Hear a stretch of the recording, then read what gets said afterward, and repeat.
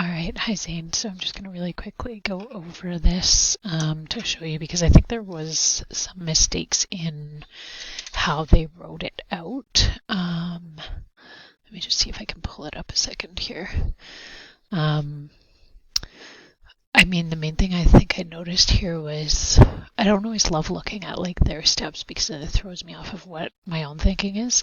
But I mean, here, I'm not sure why they put in CL2 here. I imagine that's just a typo. It was supposed to be PbO2. PbCl2 stays the same here.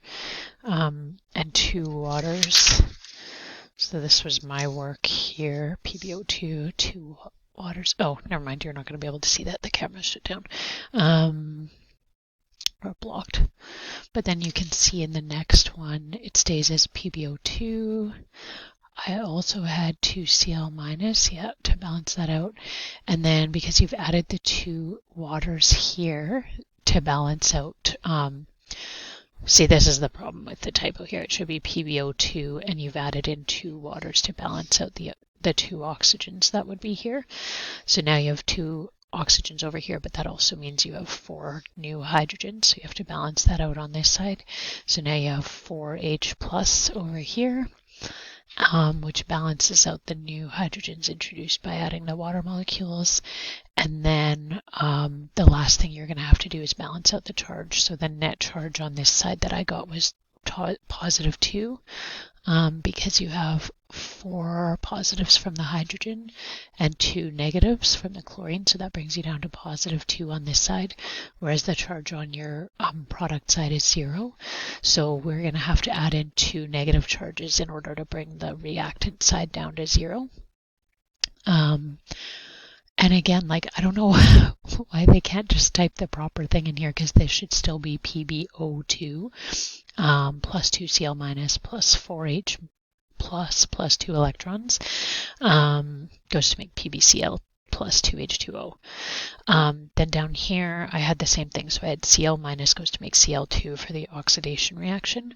And then the only thing you have to balance is because there's 2 chlorines here, so you're going to have to make this 2 chlorine ions. And then, oh, I see. And then they made a mistake here too, because why would you add a coefficient of 2 here? You shouldn't be doing that because the whole reason you put the 2 here in front of the ion was to balance out this Cl2. So yeah, they made a mistake there. That shouldn't be a 2 there. So basically it should be 2 chlorine ions balances out the chlorine molecule, the diatomic one. And then because you have 2 negative charges over here with the 2 chlorine ions, you need to add in 2 electrons here to balance out the charge. So their end result for the oxidation half reaction is correct, but they just made mistakes along the way, so I don't know why they're doing such a bad job of that. But essentially, in the end, you do end up with the proper thing because it should be PbO2, not PbP2, plus 2Cl minus plus 2Cl minus, so that should be plus 4Cl minus. Plus the hydrogen ions, and then the 2 electrons here are going to cancel out with the 2 electrons there. So that's eliminated basically. So then we can draw the arrow to the product side where we have PbCl2 over here. Oh, and it looks like they messed up here too because they forgot the subscript there of the 2. So anyways, you'll have PbCl2 plus 2 waters plus your chlorine atom, so plus Cl2, and then the 2 electrons we already canceled out.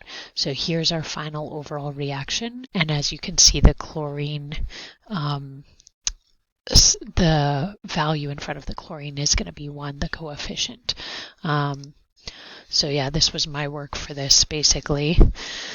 It's really messy, but that's exactly what I came up with. So yeah, the end answer that they got is correct, that you should have a coefficient of 1 for the chlorine, but it's just that they made some mistakes, typos along the way, which were pretty bad. So hopefully that makes sense to you. I did see that you got a different answer. If you need further clarification on that, you can always send me a message with your work and I can try and point out to you where you made a mistake. Okay, so hopefully that helped.